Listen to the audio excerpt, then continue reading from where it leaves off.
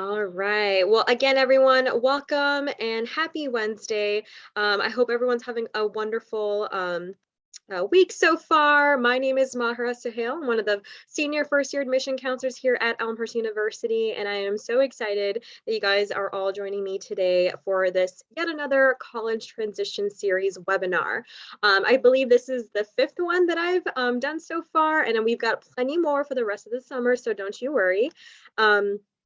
And I'm so excited to be talking to you guys about what's in the title, the College Transition Webinar Series, #adulting. So we've got a lot of different information planned for you. Some of you have joined me on previous webinars, talking a little bit about the mental and emotional readiness, right? How to kind of better prepare yourselves as young adults into the college lifestyle, whether you're, a student coming from a high school or a student coming from a community college. So again, in today's webinar, we're going to be talking all things adulting. This is just the beginning of it, right? A lot of us are transitioning into a different lifestyle. So if you have a pen or paper in front of you, definitely make some notes. And then also, I suggest you grab a snack or a drink if you wish. We will go through this webinar no more than an hour, and of course, in the end, I will take any questions you have. Feel free to utilize the chat box feature so we can so I can answer all of your questions at the end. Awesome. Okay, so of course, like I mentioned, today's webinar, it's going to be a little bit daunting, I won't lie. We're going to be talking all things about adulting. I know for a lot of students, even myself as an adult, it can be scary. It can be nerve-wracking. And I know a lot of students, young students in particular, have a hard time grasping this. And you're not alone, right? Everyone is going through this. Many students, hundreds of students, thousands of students at Elmhurst University are going through the exact same process as you. So what I want to talk to you guys about today is that transition from high school and college. Get prepared, right? Really prepare yourself mentally, financially, which we'll be talking about in a little bit, and just accepting what reality is right now. So a lot of you, especially our recent high school graduates, congratulations on finishing your high school career. That's a huge accomplishment. And for some transfer folks here, congratulations on finishing another semester, right? That is a huge milestone that you've achieved. And I hope each of you got the time to celebrate and really take it in and reflect on the times, or on the lessons and that you've learned and valuable skills that you're hoping to carry with you moving forward, especially to Elmhurst, right? In today's webinar, we'll be highlighting professional experiences, right? How to better be professionals in the real world and especially within college, and how to gain those skills. New relationships and expanding your worldview. I'm telling you, college was the biggest wake-up call for me during my undergrad experience. Having new responsibilities such as being accountable for homework and exams and projects, which many of you obviously have gone through in your previous institutes, but also jobs, right? We're going to be talking a lot about jobs and financing and relationships, right? Whether that's with having that professional relationship with your professors, your peers and classmates, or even relationships on a more personal level, right? A lot of folks find the love of their lives here on campus. So we'll be talking a little bit about that.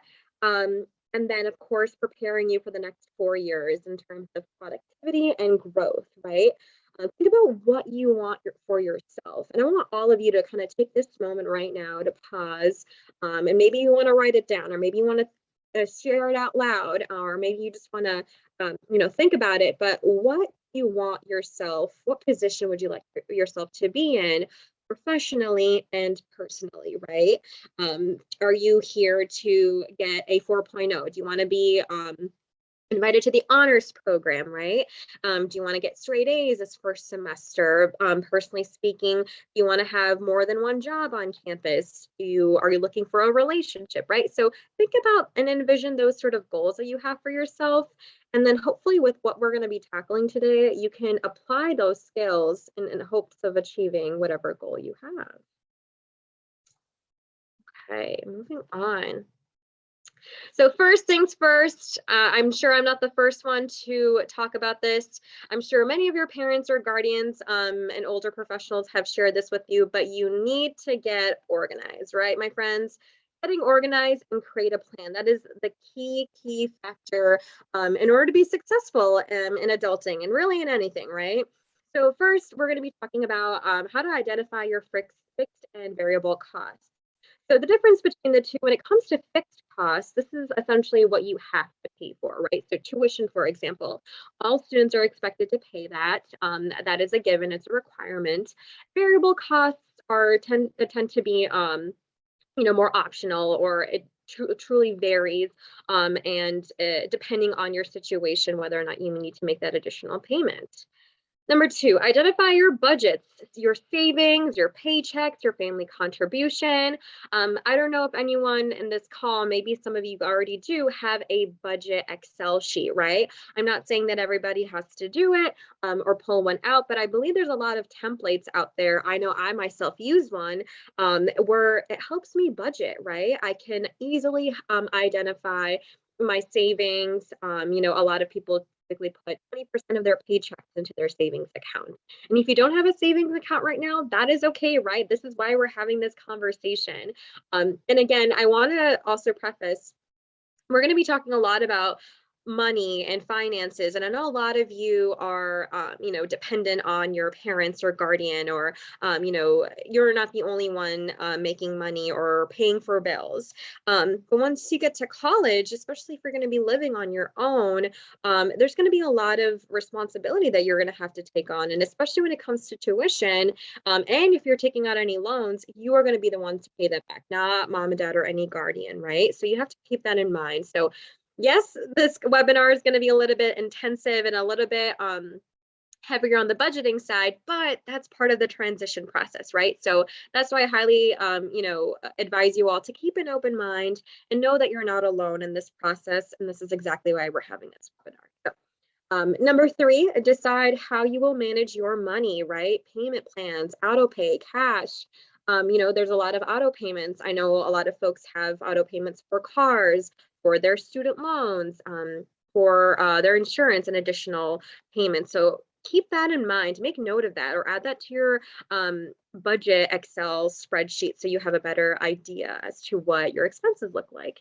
And lastly, number four I want to highlight is check in and reassess your budget, right? So say, you only have $100 to spend for, or $100 to spend for entertainment for an entire month. How are you going to check in, right? How are you going to check in to make sure that you're not going over the budget? So for next month, you're not down $80 because you spent $20 a little bit more the past month, right? So making sure that you're keeping yourself accountable. And I know it can be really tough because coming from especially high school, you have your high school teachers and your guidance counselors and parents kind of guiding you and walking you through it. But coming into college, you really have to put your big girl pants on and really take this initiative and learn how to better manage your expenses. All right, so moving forward, let's talk about how our additional expenses, right? So I know I roughly chatted about a couple of them, but I want you all to consider these main expenses that a typical college student deals with, right? First and foremost, tuition, right? Everybody has to pay for tuition unless, you received a tuition remission or, a full ride. And you can see next to it is in parentheses F, which is indicating that this is a fixed cost, right? So tuition is something that you are expected to pay. Books and fees. So when it comes to fees and books, obviously, some students are going to have to pay a little bit more than the others. So say you are a biology student, right? There are some lab fees to consider. So you're going to have to pay for that versus a English student who doesn't have to pay for additional lab fees. Books, I'm going to give you a little quick here, guys.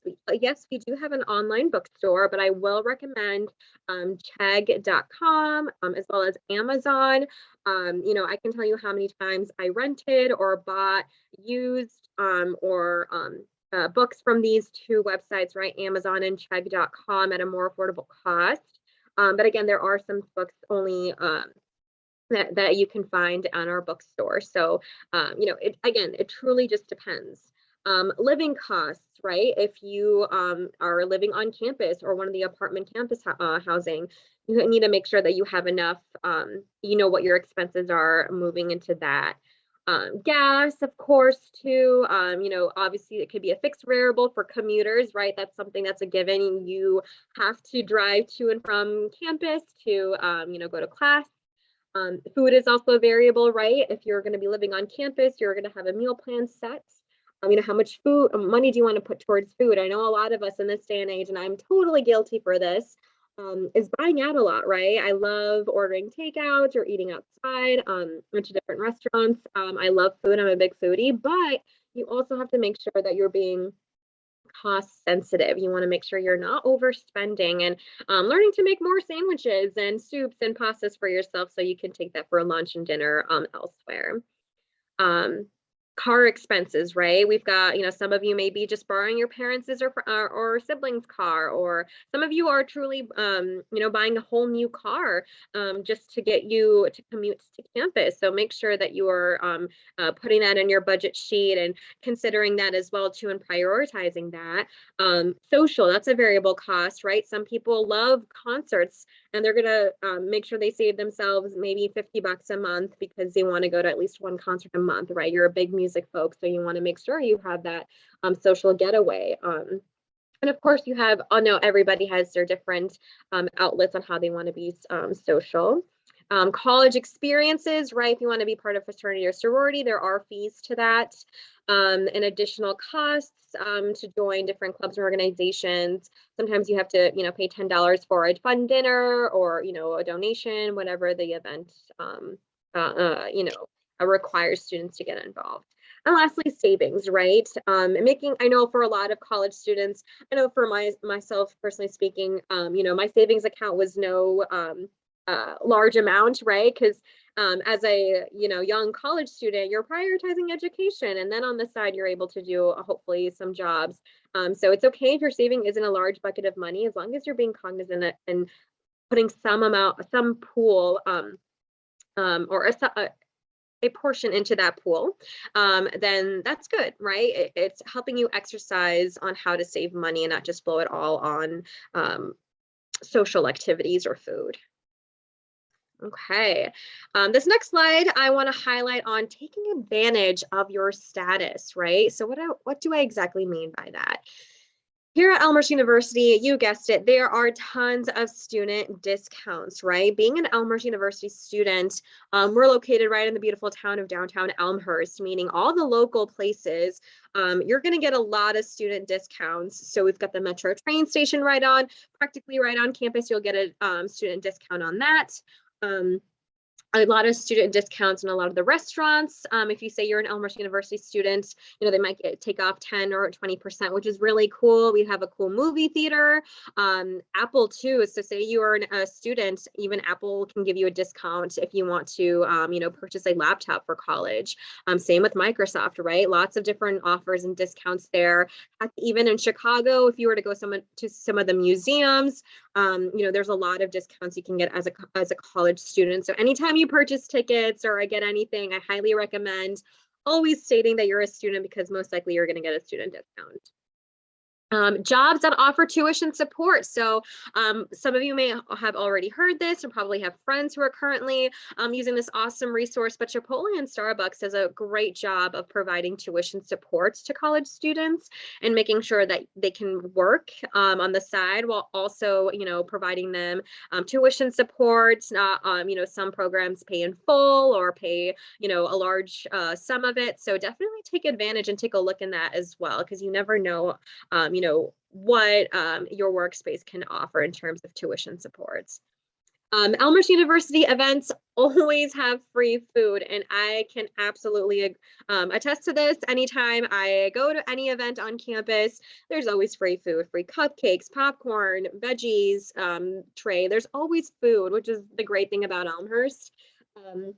So there's always going to be fun campus-wide emails that are going to be shared out to everybody, and they'll say, hey guys, we're handing out free t-shirts or free coffee at Founders Lounge from this half hour, come and check us out. And if you're quick enough, you'll be able to take advantage of those free food opportunities. And I also want to highlight on-campus jobs, right? And then I mentioned federal work study. So for some of you, federal work study might be ringing a bell because if you filed for Fafsa, some of you are probably qualified for federal work study program, which means you can take any job on campus. And as long as you're devoting 5 to 10 hours a week to it, that's considered federal work study, and you're going to get $2,000, and you can add that straight into your checkings account or to your tuition to help reduce your cost.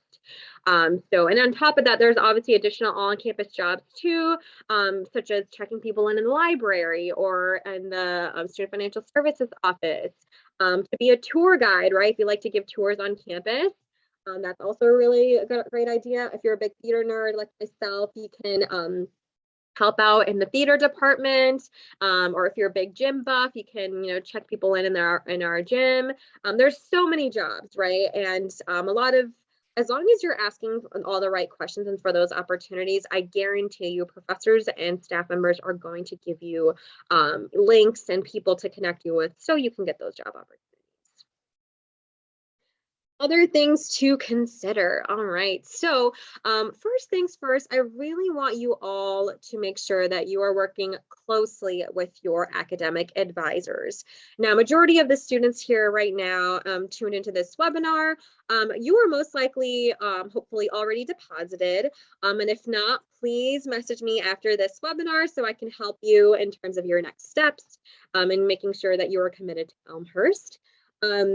And if you are already deposited, meaning you made your $100 tuition deposit, your biggest next step is to RSVP for advising, okay? So us admission counselors, we are different from advisors. Us counselors help you get to Elmhurst. We review your application and help you through the whole enrollment process. Your academic advisor is going to be your go-to person for the next 4 years, right? They're going to help you register for the appropriate courses.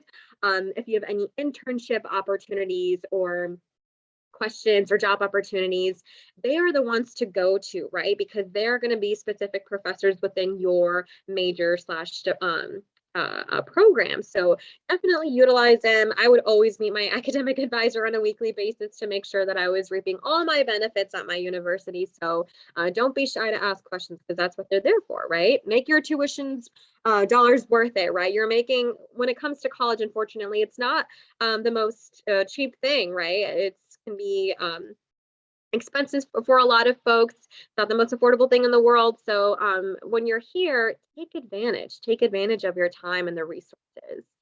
The next point I want to talk about are loans, right? So some of you have probably already, if you filed for FAFSA, accepted subsidized and unsubsidized loans, right? So the difference between them is what subsidized, interest tends to occur and stay in effect the second you are a student here on campus. An unsubsidized loan is, or my apologies, unsubsidized is when your interest starts to occur 6 months after you graduate from Elmhurst University. Unsubsidized, the interest will start to occur while you're a student here. So make sure if you have any questions regarding loans or if you want to take out additional loans, contact our Student Financial Aid Services office. They are phenomenal, right? They do a great job of helping our students, making sure that they feel confident in affording whatever their tuition bill is. And if you did sign up for a payment plan, which is majority of the students, you're going to be billed every 15th of the month, right? So your very first billing is going to be on August 15th. So keep that in mind. The next point I want to talk about is find a flexible cash side hustle, right? Even if that's tutoring or mowing lawns or pet sitting or babysitting. Friends, I can't tell you how many side hustles I had when I was in college, right? I was a nanny and I babysat other families. I cat sit, I house sit, I tutored, I did a lot. A lot of this stuff was really helpful to have, even though I had an on-campus job. I was a speech lab tutor on campus, right? But on top of that, having these additional side hustles, as you want to say, was really, really helpful and made less stressful for my parents to help me pay for college, because I was able to make a huge contribution as well for those monthly payments. So here in the town of Elmhurst, we're in this beautiful, lovely suburb where there's tons of families. So I can't tell you how many students connected with some of the families to help babysit, dog sit, all that good stuff. And of course, downtown Elmhurst is just a 2-minute walk away from us. There's so many different restaurants or coffee shops where owners are, really looking for college students to hire. So, and a lot of Elmhurst University students actually work downtown Elmhurst. So keep that in mind. Next point, please be sure to file for Fafsa, right? Unless you already filed, unless you file for an alternative application or you truly don't qualify, please, please, please file for Fafsa. So for those of you who received a Pell Grant or the MAP Grant and there were over $5,000 or $6,000, that's phenomenal. You're getting that this first school year. However, you have to do it every year, meaning file for Fafsa every year if you want to receive a similar amount every school year. Okay. The next point I want to talk about is keep an eye on additional scholarships, right? There are definitely additional scholarship opportunities for even current students. They're all listed on our website, and Student Financial Services can also aid you in that. We, of course, talked a little bit about book rentals. So again, chegg.com is phenomenal. You can rent books there for a very cheap and affordable price. And again, take advantage of your time off. Make the most of your time. So when it comes to summertime and J-term time, I can tell you how many of my students right now, folks, I'm asking them follow-up questions and saying, all right, I'm glad you guys, wrapped up the school year. What's going on this summer? Folks have internships lined up, or, a really well-committed job that they're going to be devoting a lot of their hours to, keeping themselves their mind stimulated, right? So you don't want to fry yourself by binge watching Netflix and your entire summer. But keeping yourself accountable and productive. That's the best way to keep your life consistent when it comes to going back to school. So I highly recommend right now that summer is starting, find a job or an internship or some way to keep yourself productive. Okay. It's not just finances. Owning your professional development and growth is also a huge contributing factor to adulting, right? So internships do not apply for you, you apply for them, right? So internships are not just going to come magically in your inbox, and no, you're really going to have to make the effort to utilize our WCPE, our Weekend Center for Professional Excellence. This is where students can go to have practice writing their resumes or cover letters, practice their interview skills. This is where you can go to gain those internship postings and receive help and aid in how to retrieve those and how to apply for those. Professional context and building your network. So when we mean building your network, we mean, try to communicate and build as many professional relationships with everyone you meet, right? You never know who can help you get a job, right? Whether that's your neighbor or whether that's a stranger in a Starbucks line or one of your classmates, or heck, even, your professor. So again, keep your building your network and connect with as many people as you can, and by doing so, you want to share what your talents are, what your interests are, and what you're gaining to accomplish in the long term. And hopefully, even if that means, for me, I know my junior year, I just told myself I want to get an internship that has to do with a nonprofit organization. And the more I talked about that, the more connections I received, and I was able to do 2 internships with 2 nonprofit organizations in one summer, right? On top of doing another job. So it was one busy summer, but it was a summer I'll never forget, right? It was incredibly productive. The next point I want to talk about is owning your academic career and keep in touch with your advisor, right? There's going to be some experiences where you're going to really excel in your academic career. So make sure you're doing well and keeping in touch with your advisor. Some other adulting learning experiences I want to talk about is conflict resolution, learning how to carry yourself professionally, and asking for help, being brave, right? Conflict resolution, there's going to be a lot of times where, you might have arguments with classmates or peers or your loved ones, but you really have to own that, right? Own that this is a conflict and establish some sort of resolution to not let it get to you, not impact your relationship in a negative way, because you're going to have to be working with each other for a really long time, so really think about that. I always tell my students and myself, dress for success, right? If you have a day where you know that you have to give a presentation, you don't want to walk in wearing sweatpants and a t-shirt with some toothpaste on it. Absolutely not. You want to dress for success. The more you feel confident in yourself and attire, the better you're going to present. Scientists can maybe back that up. I don't know how, but I am full proof of that. I'm telling you, dress for success. It can truly impact you in a positive way, however you carry yourself and wherever field you end up going to. And ask for help, right? Take ownership in that. Comfort is the biggest enemy of progress, my friends. And if you find comfort in staying silent, and then later finding yourself really stressful in a situation because you weren't sure what the task was, you have to make sure that you're taking ownership and advocating for yourself and asking those questions. And I know all of you can do it. You guys are all incredibly brave. And it takes one small step to make it feel, so you can feel more and more comfortable asking those bigger questions quicker as well. And remember, everyone is doing the best they can, right? I myself in my mid 20s and still struggling, but guess what? I'm doing the best I can, right?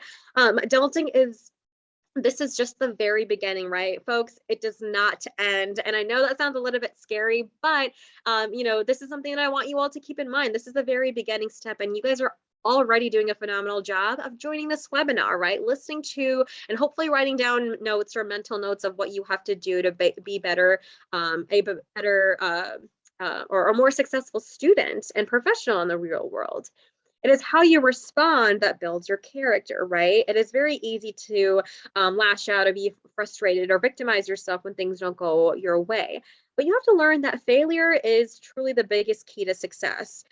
You're going to have some downs, but just like life, it's going to ebb and flow, right? There's going to be some highs and there's going to be some lows. So as long as you hold on to those highs and those low moments, it's going to get you out of those, right?